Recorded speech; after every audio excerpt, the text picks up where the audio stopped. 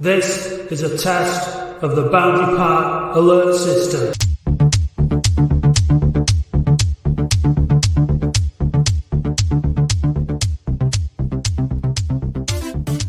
Hello and welcome to a rugby special of the Boundary Park Alert System with me, Matt Dean. It's just me this week. Andy is having dinner with the Swiss ambassador in London, so he can't make it. And Sexy Dave Bradley is having problems with his recurring herpes, so he can't make it either. But that's okay. And even though the game was called off yesterday, there's still a story to be told from this weekend.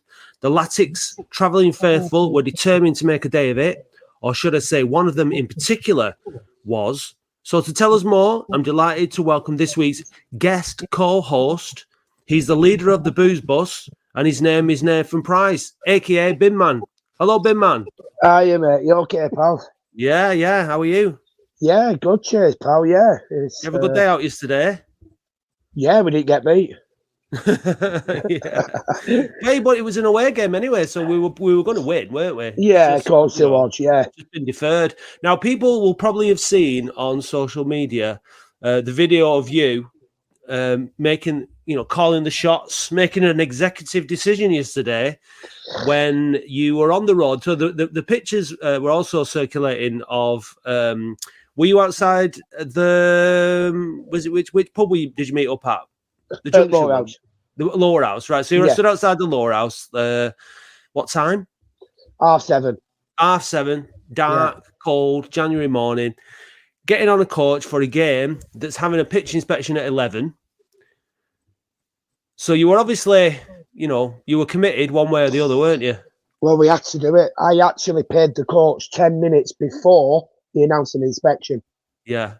And right. So it's non-returnable. You were going to lose your money. Strictly no. No, actually, no, because if the game didn't go ahead, I would have got my money back. There would have been an inspection earlier, I could have waited.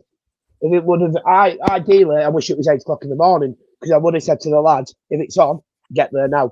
Yeah. If it's off, I'll give you all your money back. It's because we've gone and we've set off and we've driven. Of course. So you all board the bus as usual, with the hope in your heart that it's going to get announced as on.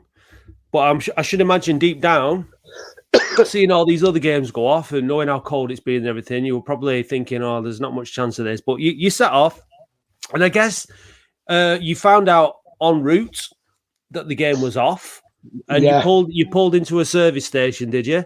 Well, a guy, we booked into a pub to go down there, about 10 minutes away from the ground, and the guy actually who works there phoned me at 10:30 and told me it was off. Right. So a little bit of an advance warning. Yes, and I thought, well, we're going to pull in to the next services and sort from there. There was a few options flying around, but Danny Verbler spoke to Mark and talking. Yeah. So they'd let us in for discount for going down, but it's all the way down to London, and I didn't really fancy doing it. It's a long way to go for a game that third play. If it was about an hour away, I probably would have done it. But we're still 2.5 hours away from there. Yeah. So. Yeah, because it's still a trek, isn't it, Dorking? Massive. Yeah, and so I guess what you did then was when you pulled in, you started Googling which ground you were near and finding out which games were on. Yeah, we looked at 2 Amelchurch and Rugby, and I thought people were saying, I did put your hands up if you want to go home, put your hands up if you want to go here. And I thought, we're not going to get anywhere because someone's going to be upset, someone's going to be happy. You can't please everyone. So I thought, well, I know it sounds singy, but I run the bus that day. It was me. It's my call. Sounds a bit arrogant, but it is.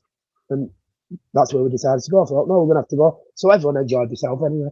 What was the split on when you asked for a show of hands? Was it like mostly in favour of 4 wanted to go home. Oh, right. So it was pretty much a unanimous decision then to stay out. Yeah. So 3 made the way home. 3 had gone out, just got a train and gone home. I apologise to them, but it's out of my hands, isn't it? There's nothing I can do. Well, it's democracy in action there, Bin Man, isn't it? You put it out there. Most people wanted to stay. You made the call. You were very handled it very well. There wasn't an insurrection or a mutiny on the booze bus. So no. Well, as we met in the morning, I said to everyone, listen, you know the script now. There's an inspection at 11, but I think it will go ahead because they've called it for 11 for a reason. They probably think it's going to be on, but clearly not. So before you tell us about your experience down at Rugby Town, which was obviously the game that you ultimately decided to go for, what's your views on how the thing was handled in terms of the inspection at 11? You know, leaving it that late for a game that is such a distance. Now, obviously, the Boreham Wood game, it was a similar circumstance, wasn't it? Yeah. In fact, it was at Boundary Park. It was called off an hour before the game, so it's not like Latics. You know, there's no high horse to get on there really in terms of that. But what, from a fan's point of view, how do you feel about yesterday? Well, they clearly knew the pitch was unplayable because they did tweet that, didn't it, when they called an inspection. So they said the chances are it's going to be off, but they want a further inspection. I got told, I don't know how true this is, Matt, but I got told Latics were desperate for it to go ahead, and they were the reason why the inspection were called. Don't know if you've heard the same. Well, the thing is, for me, it's like if a pitch is rock hard, it's rock hard. And if it's rock hard on Friday night, it's going to be rock hard on Saturday morning. I don't see how there's going to be, you know, the freeze that we had was deep, wasn't it? It was cold. You know, it was like, you know, 5, 6, 7 degrees under, you know, depending on where you were in the country, even more potentially. So it got frozen solid. I saw the one from Eastleigh where they were showing you how hard it was. I saw the one that the Bradford groundsman did about you know how it was playable at one end of the pitch and absolutely rock solid at the other end of the pitch. So it's like at Boundary Park where most of the pitch can be playable, but that one side in front of the main stand is solid. And if it's solid, it's solid. It's not just going to thaw out. It needs a sustained period of warmer weather for it to thaw out. So for me, it seems like no matter how desperate people are for the game to go ahead, if the pitch is frozen solid, it's frozen solid, and the game's not going to happen. You call it off on the Friday and you save everybody the hassle of travelling. That seems like a far more logical approach than leaving it until the morning when there's a 99.9% chance the pitch is still going to be in the same state it was the night before. So it seems a bit daft to me, considering that the two games went ahead on artificial pitches, which you'd expect. And then it was just Kidderminster and I think there was one other that might have been Midlands based that went ahead as well. So it seems like a bit poor that it wasn't just cancelled on the Friday. I don't mind 11 o'clock inspections, Matt. If it's an hour away, an hour and a half, we can deal with that because you could actually set off when the inspection's done. How can you set off at 11? You know, you can't set off at 11 tomorrow when you know it's on to Eastleigh. Yeah, you probably could about probably make it just without any problems, traffic or nothing. Yeah. So it's just not likely that though, is it? Not likely to travel the whole length of the country and not experience traffic delays and all that kind of stuff. And look, nobody's going to. Yeah, I mean, the pitch is not going to be. It's not going to be passable at 8 o'clock because it's been dark. It's only just getting light, isn't it? So the night time's not going to have thawed out. Just at this time of year, unfortunately, at this level, pitches don't. It's the undersoil heating that keeps the pitches playable. All the games would have been off over the weekend otherwise. So I don't know I think maybe Chesterfield did when they built their new stadium. They might have had undersoil heating in because their game was on recently, wasn't it? Their home game. But if you've not got the undersoil heating, it's not going to be on. Pretty much. So Rugby, obviously. Rugby Town, they were in the part of the world where they'd obviously not had quite such bad weather. And their pitch was playable. Tell us a little bit about Rugby Town then, and your day out there. Well, obviously when I decided we were in there, I'd give them a call. I spoke to someone. I said, "Listen, I know you've done an inspection. The game's I just want to make sure the game's definitely on because we don't want a double whammy, do we?" you know, or going somewhere, and No. that's off as well. But they said, no, it's on, and they can accommodate us. So the guy was quite nice. So, you know, he really said, please, we appreciate it. You know, there's money in our coffers, and it's something we could do with. So anyway, we rocked up there. They're supposed to charge for the coach to get on the car park, but they actually give it us free, which you probably expect them to, don't you? When 50 lads are turning up that are all going in the ground, you know? Yeah. It was only a tenner to get in. So I know other lads wanted to do other alternatives and go to bigger games, but that's another expense from 30, 40 quid a ticket at some games. And people don't want to add that onto the expense of the day, do they? You know, they're also paying an extra tenner that they shouldn't have had to pay because it's a game that it's not for that. You know, they're not going to that game. We're going to Latics, and that's off. So it's another expense. So I just wanted to keep it down to a minimum, and that was the best option. Obviously, we had, like I said to you, we had Church to look at, and we had rugby, and I thought, do you know what, we'll go there. And when we got there, the guy was so happy. We're like, can't believe you decided to pick us. Why? I went, no, you know, you only get 200 at home. You can do with the revenue, in my opinion. Brilliant. And they're in the which league is it? The Midlands Premier or something? Northern Premier. Midlands? Yes, something like that, yeah. Some guy did tell me, but it does. So they're 19th in the table. Is that right? Yeah, the second bottom. Yeah, and Rushden and Diamonds. Is that who they played yesterday? Reborn, though. I think it's because we played Reborn, before, yeah. So well, they made it into League One, didn't they? At some point. Yeah, we played when we got the manager off from didn't we? Told me, remember? Yeah. You know, so I think they went bust and did another team. So you know, them two were struggling. Because I've said to everyone, I went, let's go and get a good game, and I didn't realise where they were in the league. And someone had said, "Hey man, check where these two teams are in the league." I checked it; they're both bottom two. I thought, my God, it's gonna be. You know, what was it? What was it like then? What was the game of football like? I mean, the Rushden and Diamonds are like well bottom, aren't they? Like they're currently on 8 points and Rugby are on 17. What score was it yesterday? Rushden had won 2-0. Right. So it was a bit of a poor game, Matt, if I'm honest. Yeah. I honestly can't remember Rugby having a shot on target, and I ain't exaggerated. In fact, I can't even remember having a shot.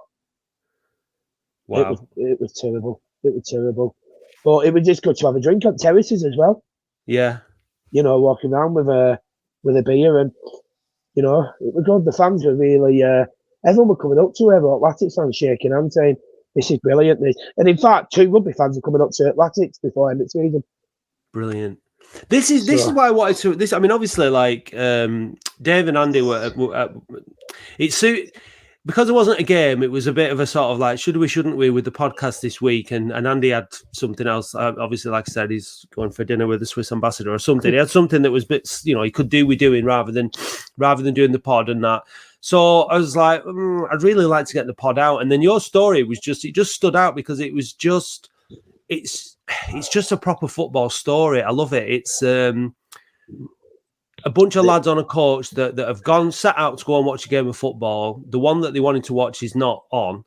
They want to stay out because, look, at the end of the day, you getting on the coach with all your mates it's for a day out as much as anything, isn't it? It's a day out first and foremost. It just happens that you go following Latics every week, but they get the games off, and like you say, you want to have a drink, you want to have a good day out, so you go to Rugby Town, and then it makes their day as well. It makes it feel like you said, what good few extra quid in the coffers.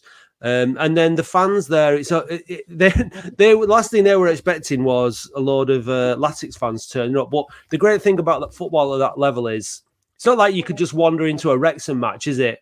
No. And just all pile in as Oldham fans and enjoy the day. But down there at that level, it's a completely different reception for you and a different experience. So I just think it's everything that's good about football in this country. Particularly at that level. So I just think it's a really good feel-good story. It was like, we had to do something because, I said to the lads, I said, listen, all I'm going to say to you, we didn't plan to be home before 9:30 anyway because we weren't Eastleigh. What's the point in going all the way home just to sit in a boozer? Yes, Yeah. I like a drink with the rest of them, but we can go to a game and drink on the terraces. Just can't do what, have a booze there. So there's no point in going home. The coach has been paid, so just let's do it. But I don't know how true this is, Matt. I'd like Rugby to actually let us know. But I got told they made with beer, admission, badges, programs, a lot. They made 1,500 quid yesterday off of. Off you, lads? Yeah. Don't Nice know how true that is. I'm going to do a bit of digging because I want to find out myself. But if that is true, that's brilliant.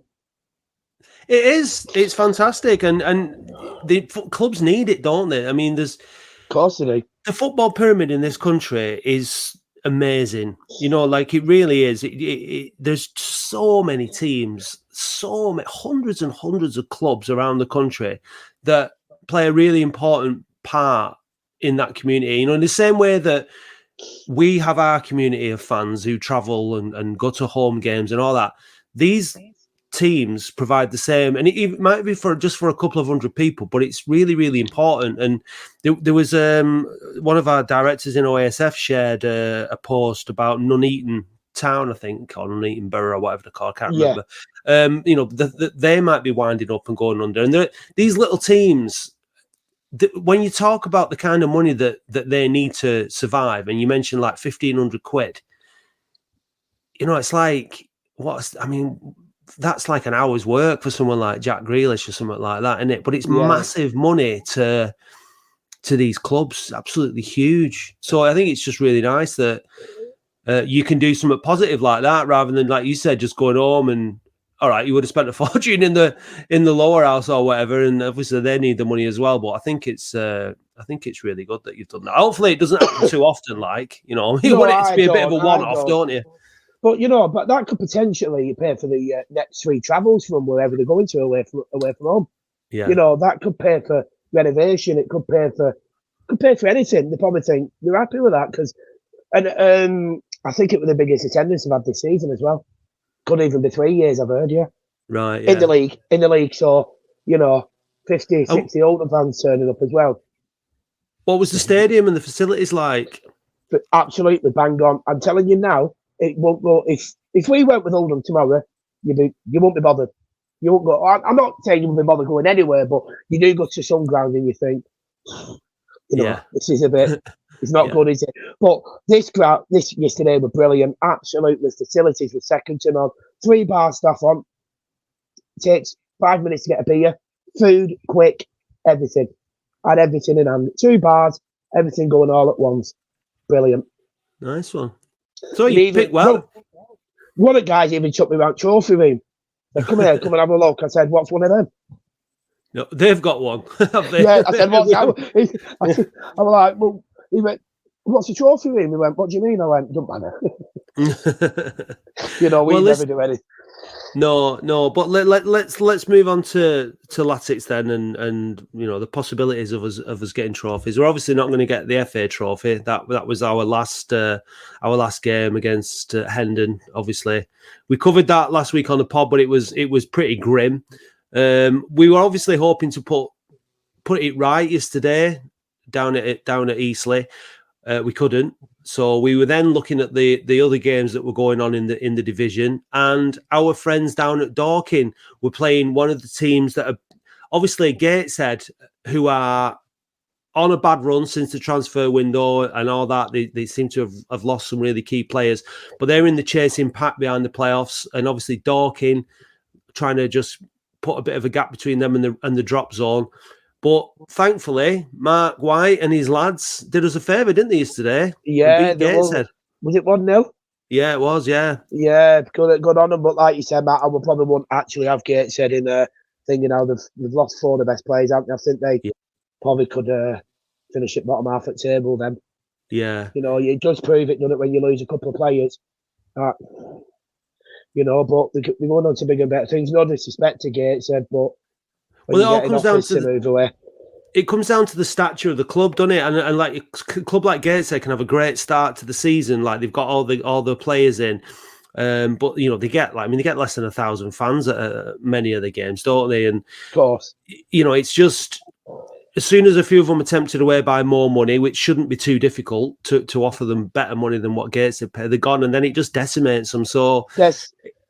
Well, they've had 2 loan players, haven't they? That I think they've been recalled. Now they've obviously got them in the summer on a 6-month deal, knowing that it's their parent club's going to say, "Listen, if you're doing well after 6 months, you're having your back." So it's kind of like, well, we can sit third or fourth in end of December, start of January, but you lose them players, you're just going to fall. But at least what that does is secures them National League football for next season, done it by having a good start. So it's and for Gates said that's really is at this stage in their development is pretty much all they can hope for. And it's the same with Dorking, just staying in that division really is what it's all about for now. But for us, staying in that division is not what it's all about. And just relating it back to the bus and the travels and stuff like that, have you gone to every single game so far this season? Yes. Away game or home and away, have you? Home and away. The only one that I was going to be missing was Bournemouth Wood at home. I was in Spain and it got called off. Did you arrange that? Did you arrange that getting called off then? Because I was quite lucky. I was when I was abroad, Brad was messaging me saying it's going to be off this, and eventually it was, and I was like sad because Bournemouth were already up here, but I was kind of like my own thing. But like, well, actually, I'm not going to miss a game. So, but I've been every game this season. Yeah, brilliant. It's a tremendous effort. It really is. Especially when you look at how far a lot of these games are. I'm looking at. I was working it out. I think I've missed a home game. I can't remember why. I missed one of the home games this season, I think. And I'm on course for, I think it's going to be 10 away games by the end of the season. So for me, I think that's quite good. I can't do every weekend away, but I just think I want to go and watch athletics every game. It's just not always possible, but it's a tremendous effort. It really is to go to every single game in the season, especially, when we're down in the division that is hopefully and presumably going to be the lowest we ever go. Do you know what I mean? Not only that, we do me and Brad obviously short travel every week. Mainly, I think it's only on a Saturday we've not only done one game, and that's hard enough trying to sort all that out as well. So obviously I don't pay on it, so because obviously I'm the one organising. So really, it does say it is a bit easier when you're not paying for something, but it's but you do all the there's got to be some kind of return on all the effort that you put into making it happen. Well, no one would pay if you were doing it. You wouldn't pay. No one would pay, would you, if you're doing it yourself? No, absolutely. At the end of the day, it's only a little bit extra to cover your costs in it for everybody else. So it's not like it's. But look, the thing is, what's most important is that there's always a presence of away fans following Latics up and down the country, and I think our following this season has been brilliant. We're just getting into the playoffs now. We just got in there just at the right time, and I think that the coming away fixtures that we've got, there's going to be a really good turnout, and I think it's going to be a different kettle of fish having this top of the table experience for us, isn't it? It's such a long time since we've had, you can travel. The mood. What's the mood like? What was the mood like on the bus? What's it been like? Especially, I suppose we've won the last 5 away games, so we're just having that kind of. Has it changed? Has it been different as an atmosphere? We're thinking, we're having a bit of a promotion push here. We're having this. Always out because our form's coming away from home, isn't it? So when we have on the bus, for the last, have we won the last 5 away from home? Yeah. Am I right? 5 away from home. So, everyone's buzzing, aren't they? They can't wait, Everyone's asking me, am I doing travel? Can I get on? The feel-good factors, hopefully it continues, but obviously we're not going to win every away game, are we, No. But, the feel-good factor, everyone's buzzing. It's like, probably because we've started so much success, Matt. Yeah. Because we've done nothing for that long. People are clinging on to this open that we do something, because we should be getting playoffs this season, Matt. We should be.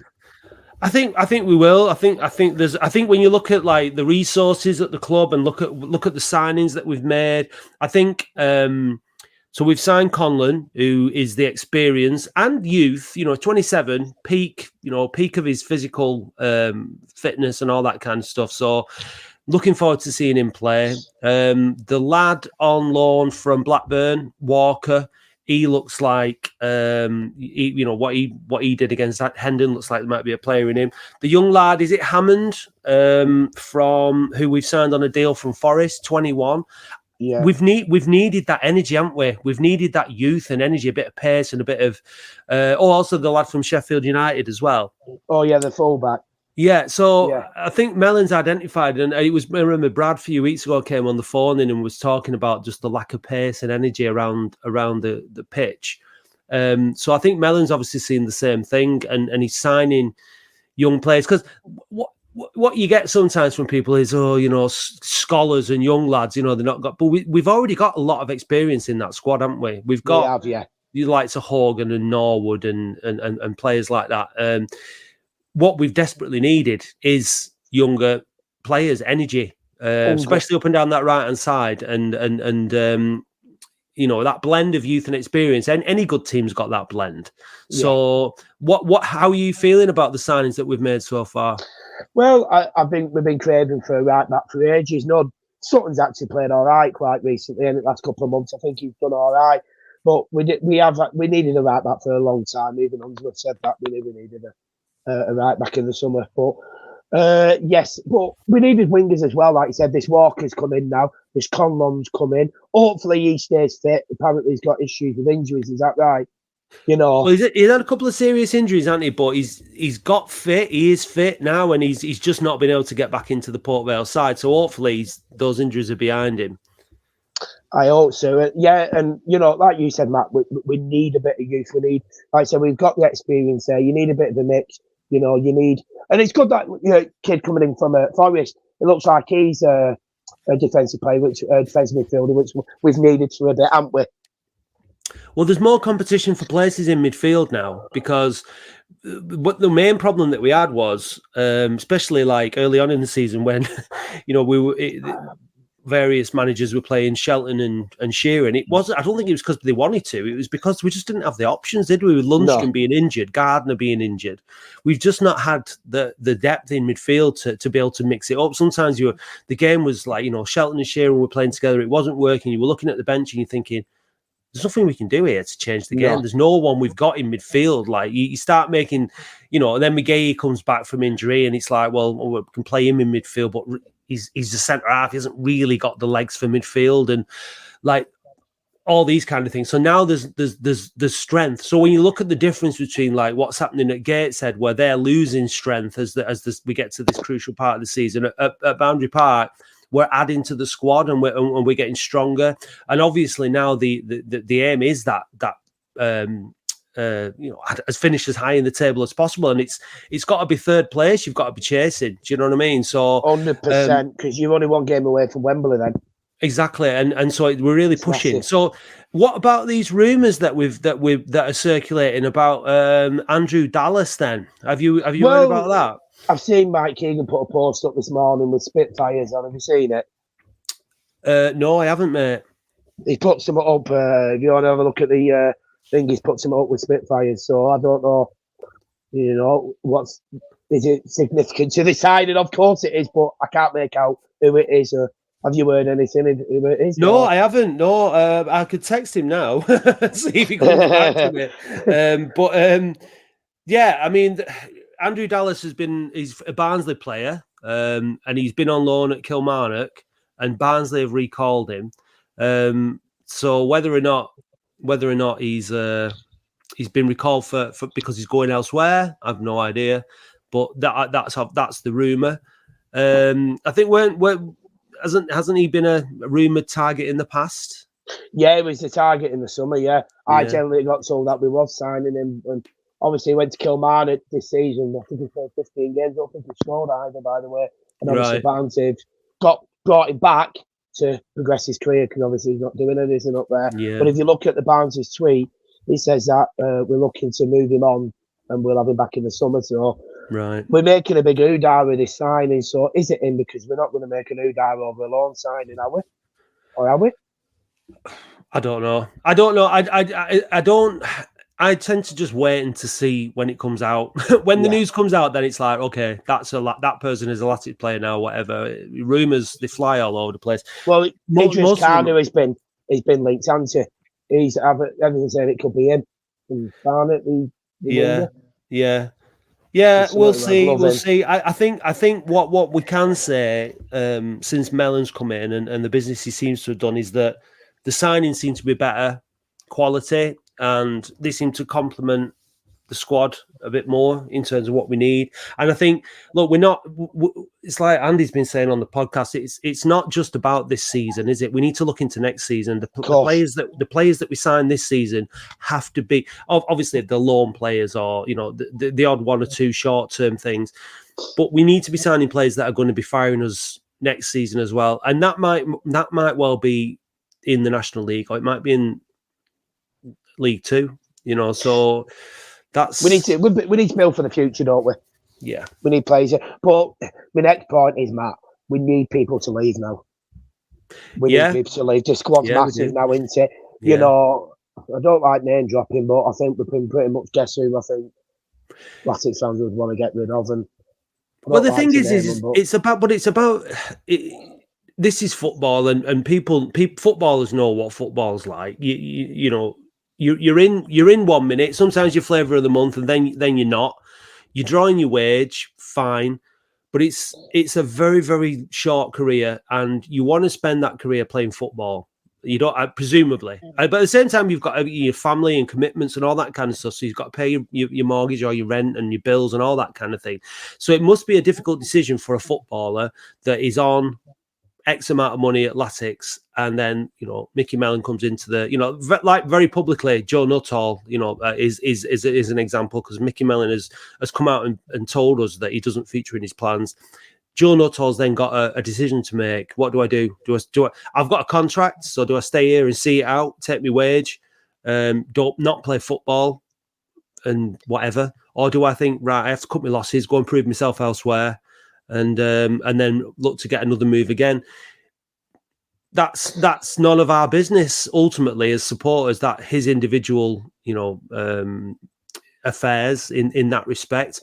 Obviously, as fans of the club, we want what's best for the club, and that means getting rid of the players that aren't going to play. But ultimately, there's nothing we can do about that, and that's now up to the likes of Darren Royal and the board and the player and the manager to have meetings, figure it out, come to some kind of an agreement, and that is best for everybody, and move players on. You're absolutely right. We can't. All it will do if we can't offload players is have a negative effect on next season's promotion push, because it will limit the budget available and put us under more financial pressure. And it'll also make Mickey Mellon's job a nightmare, because he'll have all these players to manage and keep happy and stuff. So it really is in everyone's best interest that if you're not going to play, go and find another club. Well, like I said to you there, Matt, I didn't want to name drop, but I look at Nuttall and Shelton for me. They're never going to play for us again. Never. No. And they're here next season as well. We've got another year and a half, I'm pretty sure. So, we do need to get rid of them. We do need to get rid of them. You know what? We should look at them and think, they should know themselves. You want to play football. You're a footballer. Yeah. You don't want to just turn up training. That's it. You're not in the squad. Go out and get football. There's surely someone coming from that. The thing is, I genuinely want what's best for everybody. I don't want players to be unhappy. I don't want, moving on sometimes is the best thing that you can do anyway, because sometimes it just doesn't work at a club. We've seen it so many times where players have come into Latics, it's not worked for them, they go somewhere else and it works out brilliantly for them. And I'm sure that happens all over the place. So it's the change is needed for everybody. Let's hope that it can be figured out.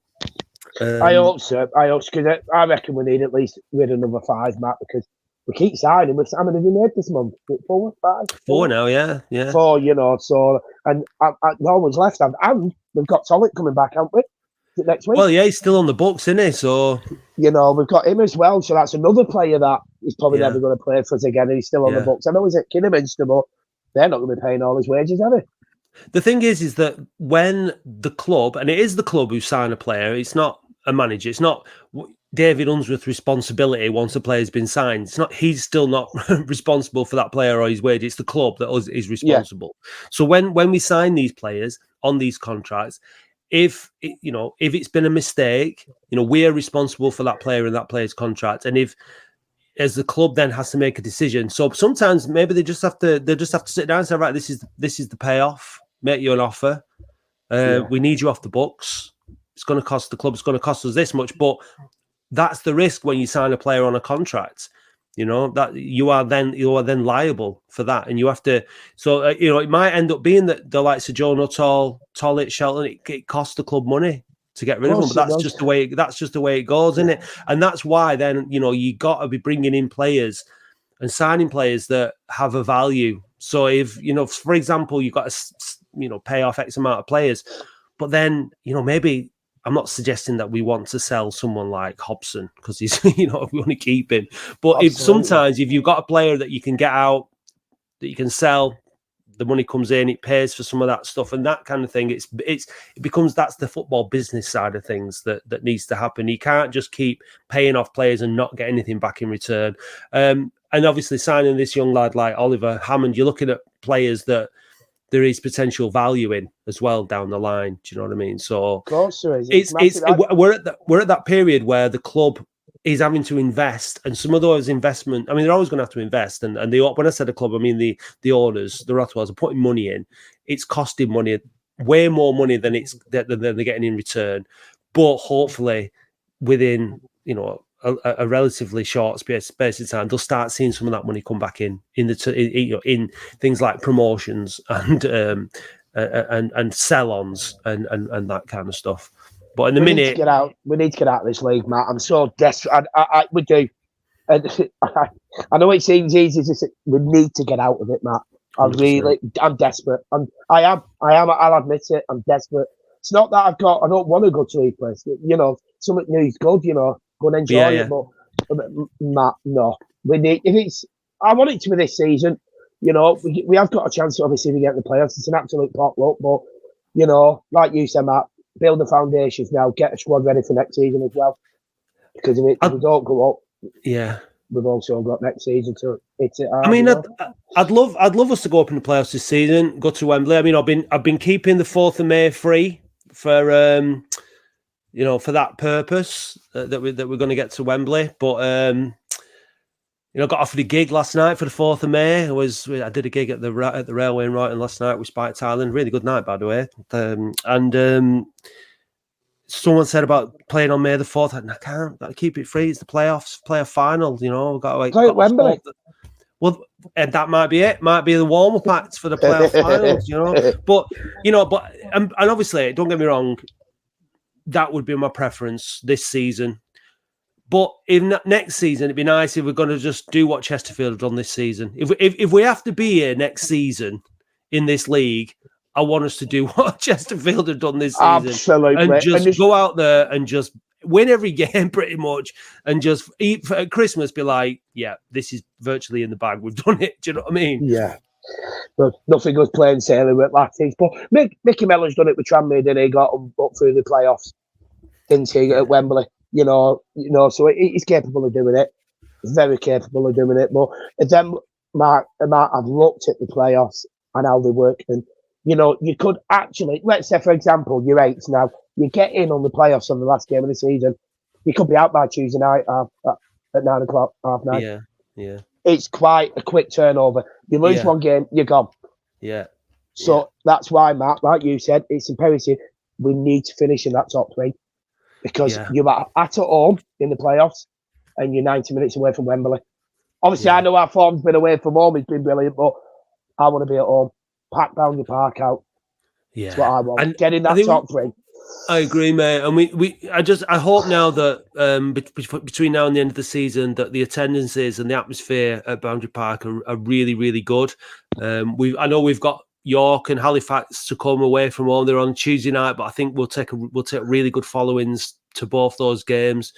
And I'm sure as the season goes on, even though there's quite a bit of distance, that the away fan followings are going to be brilliant. But Boundary Park needs to be it needs to be full. It needs to be intimidating. Not necessarily going to be full, but like packed and intimidating for the teams that come here. Because if we can just turn that home form around and keep the away form going, then we will finish third, won't we? Absolutely. Starting with Tuesday, that's it. Third, don't they bar it? So could do with beating them. Massive game, and we've got all the we've got teams that are up there. Bromley at home. We've got to play them. Chesterfield. We've got top three both to play at home. So it's massive. It really is. It's exciting, isn't it? Though I mean, it's not. We're not. At least we're not. In recent seasons, we've been looking above us as we've been down in relegation spots. When we were in League Two and looking at who we have to play. So we can get a bit of ground on them, and if we beat them, we'll be. We might come out of the relegation zone and all that. So, but we're in the top 7. We've got Rochdale at home. We've got Altrincham away. We've got Barnet at home, Bromley at home, Chesterfield at home. All these teams that are in and around us. The teams that are behind us, Halifax, we've got to play them. Aldershot, we've got to play them. So it's in our hands. If we beat all these teams, then we're going to be securely in the playoffs. And the situation is like looking at Barnet, we're 12. Is it 13 points behind them? 13 points behind them. So we start on Tuesday by bringing that down to 10 by beating them. Yeah, be difficult though Tuesday, and we should be beating them, but it's going to be difficult. It is, mate. It is. Hopefully we have their winger off them before Tuesday. Yeah, that would be ideal, wouldn't it? So, but it's exciting, like you said, Matt. We always looked up and thought, up and below us and think, actually, can they get a bit of ground on us now? We're struggling. We may go in the bottom 4. It's exciting. It's exciting, isn't it? Yeah, it is. And it all starts on Tuesday. It's got milder today, so hopefully that little spell of games being off is over, and we can start with Barnet on Tuesday and then walking at home on Saturday, isn't it? Yeah, it is. Yeah, 2 home games now, isn't it? So yeah, we've. I think who's our next away? Who's we got our next away? Ebbsfleet, isn't it? Which is on telly as well. That's right. Yeah, on the 3rd. So we've got 3 winnable games here. We have, and then we've got a free weekend. I think we have a. Yeah, that's the game that we should have been playing Bromley, isn't it? And they're in the FA Trophy. So that's my birthday that weekend. So I was looking forward to it. Well, my birthday's on the Friday the 9th, and then the Saturday home game against Bromley was going to be part of my birthday weekend. But now I've got a free Saturday, so I'm not sure what I'm going to do. But might go to Rugby Town. Oh. Yeah, get down there. We'll get another coach going. Yeah, yeah. But no, two of the lads said like I said to you, Matt, 2 lads said they're going to come up to me before end of the season, get a game in, come and watch us. He said, well, so you do, mate. You get a bit of finger going with them, don't you? Fair play. But that's it. I like the way that our fans conduct themselves. You can go to somewhere like that, just make a load of friends. People go away and talk about it. A lot of Latics fans. It's good. It's great for the reputation of the club. It is. I think that we've had the issue. Obviously, the Rochdale game is going to be a 12:30 kickoff in it because of the aggro that was at Spotland. But on the whole, I think our club and our supporters do us proud week in, week out around the country. When the experience that clubs like Dorking and Hendon have had when they come to Boundary Park. It's brilliant. I think there's no room really for aggro in life. It's not. Life's too short. You're better off making friends than enemies. There's really no point. And I hope that as we progress through the leagues and our away followings get bigger and bigger, that people say, yeah, Oldham have got class support, and I think that people do say that. I looked at I think it was Brentford play. Was it Wolves in the cup during the week? Yeah, and their away following was pitiful for a Premier League club in the FA Cup. I look at it. Because you look at these things and you naturally compare it to your own team support, don't you? And you looked at it and I thought a midweek game in the FA Cup from a Premier League side. And that's when you realise that Brentford, although they're in the Premier League, they're not really like what you would call a Premier League club, are they? They've not got Premier League support. Because Premier League support means you're at Wolves in the week, wherever. you pack out the away end. You know, look at that's right, Plymouth. I think I mentioned it on last week's pod, but Plymouth's away following is fantastic. They're travelling numbers week in, week out. You know, someone like Middlesbrough on a weeknight, they'll take thousands of fans with them everywhere they go.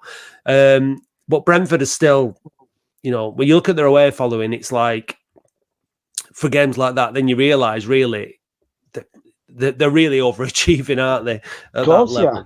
You know. So, but like you said, our away tennis, you know, we would. I think we would have took 400 yesterday.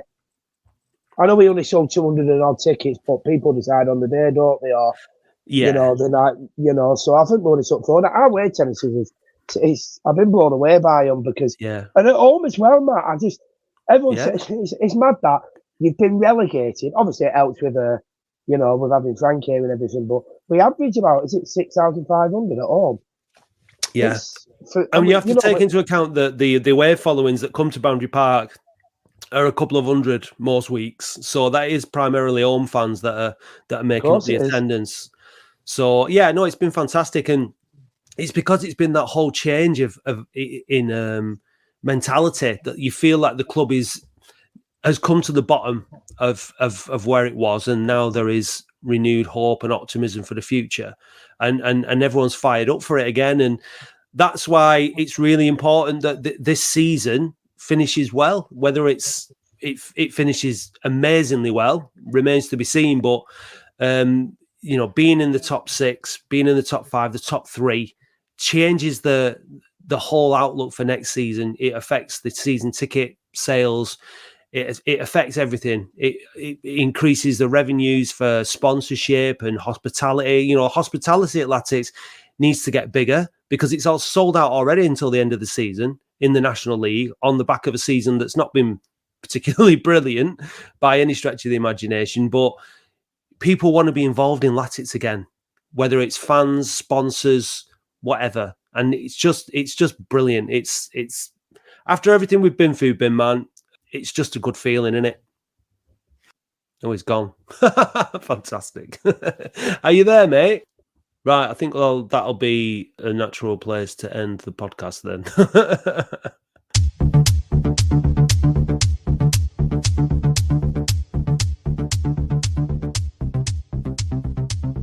Thank you for listening to the Boundary Park Alert System, a QPod production hosted and produced weekly by Matt Dean, Andy Halliwell and Dave Bradley. QPod is Oldham's only dedicated podcast production company, and if you'd like to learn more about how podcasting can help take your brand to the next level, visit kupod.co.uk.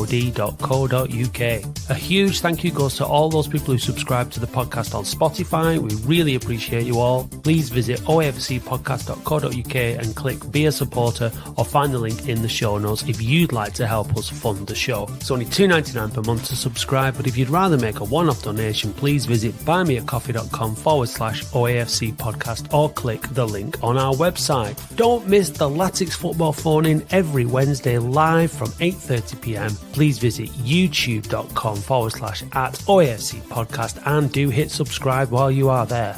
You can also follow and interact with us on Facebook, Twitter, Instagram and TikTok @OAFC podcast. Big thanks go to Eileen Finnegan for writing our excellent weekly blog, which we encourage you to read on our website every Saturday morning, and also to Paul Prendergast for providing us with all the Latics Mind questions. The title music for the show is by Manchester DJ and producer Starion, and for more information visit bandcamp.com/Red Laser Records. If you'd like to be a guest or contribute to the show, we would love to hear from you. Until then, see you next time.